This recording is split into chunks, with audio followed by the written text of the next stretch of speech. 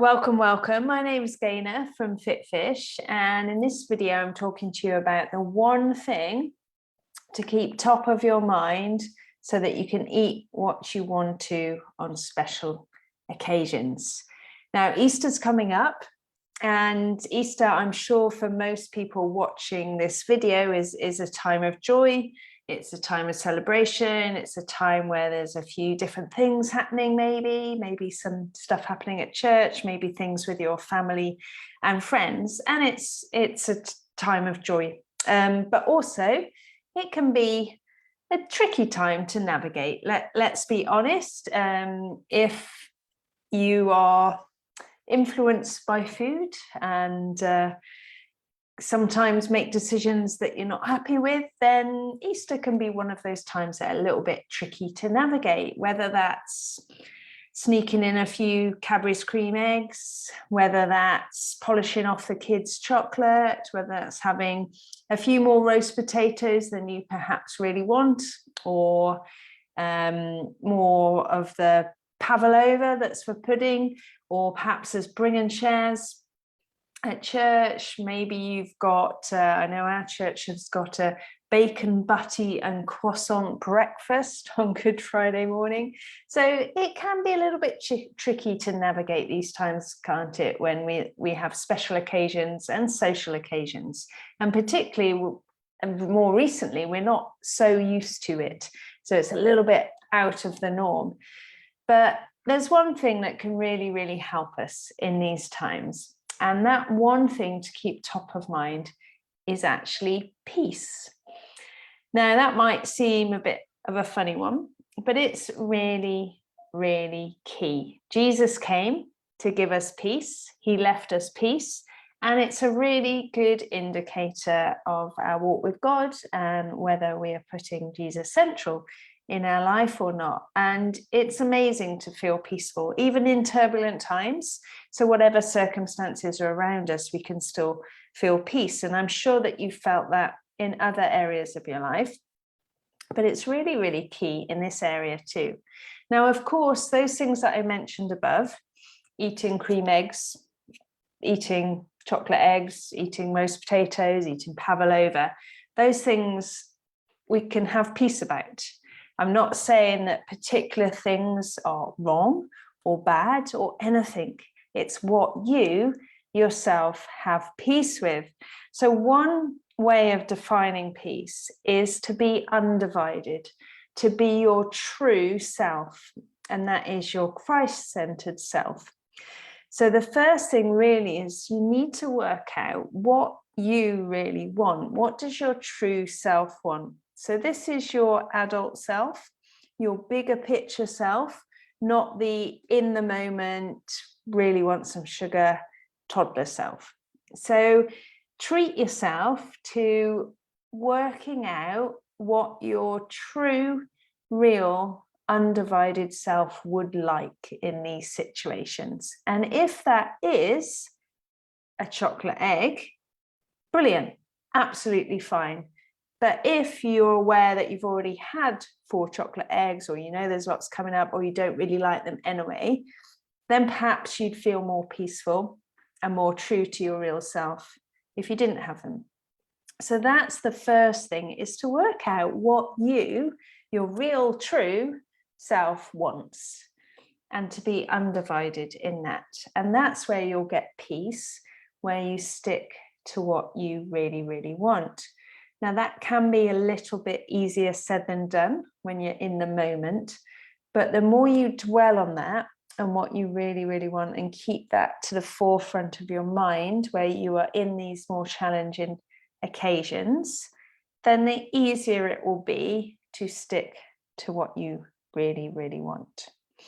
Okay, and we can also use that to have peace when the situation is over.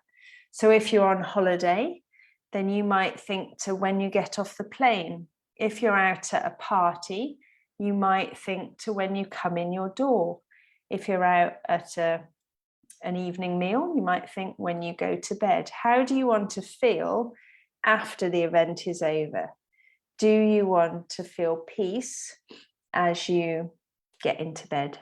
as you get off the aeroplane, as you come in through the door.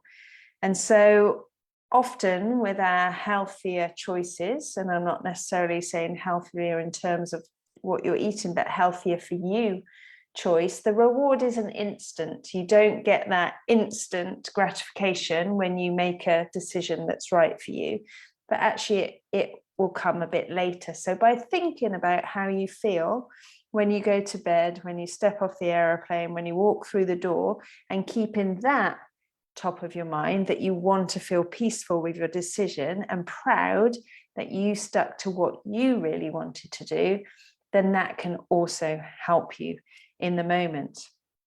And the other thing is to be careful to keep your peace. So when you've made whatever decisions you make, whether they've gone against your kind of bigger adult brain self, or they've been a bit more in the moment, we can have peace afterwards if we choose to. So be aware of guilt. Guilt brings you down, makes you feel, oh, shouldn't have done that. I'm rubbish. I feel rubbish now. How can I make up for it tomorrow? Whereas conviction, you would be, oh, maybe that wasn't quite what I wanted to do. So what can I do differently next time? So that's how you keep your peace afterwards, whatever's happened, is making sure that you bat away any feelings of guilt that bring you down, because that's not peaceful and that's not bringing you towards God, but instead turn it around to a peaceful conviction that actually you weren't quite true to yourself, and perhaps next time you can do things a bit differently. So it's not about what you do or don't eat this Easter at all. It's about thinking about what you truly want, what your true, undivided, Christ-centered self would want to eat, and thinking about how you'll feel afterwards and the peace that you want afterwards, and also batting away any guilty feelings and instead having peace that actually you can use that as a conviction instead, and perhaps change your patterns and behaviors for next time. So hopefully that's helpful, but remember that word peace and staying true to yourself and what you really want. So if you're faced with a breakfast of bacon butties and croissants, neither of which would be my choice at all, you can still have peace because there aren't any other options. And you're here for other reasons, to chat to people, to worship, to fellowship. So you can still have peace when actually you end up eating something you wouldn't necessarily choose. If there are no other options, there is grace, there is peace for situations like that. So I hope that's helpful. Perhaps give me a yes if it was for you. I'd love to know. And you can apply that, of course, to any situations that you find yourself in, but that peace really is key. Okay, well, take care. So if you want to find out a little bit more about dealing with special occasions, social situations, then we cover those in the Healthy, Whole and Free course, which is a 12-week course that starts on the 4th of May. And it's on Wednesday evenings at 8 o'clock, where I teach live. But if you're not around live, that's absolutely fine. There are recordings and there's lots of other documents, Bible verses, Bible studies that you have access to. And it's a really great time of finding freedom in the area of eating and breaking away from any kind of restrictions and dieting mentality. So I'd love to see you on the course if you're interested. I'll put the link in the comments. Anyway, take care and see you soon. Oh, welcome. Thank you. Thank you. Thank you. See you soon, everyone. Bye-bye.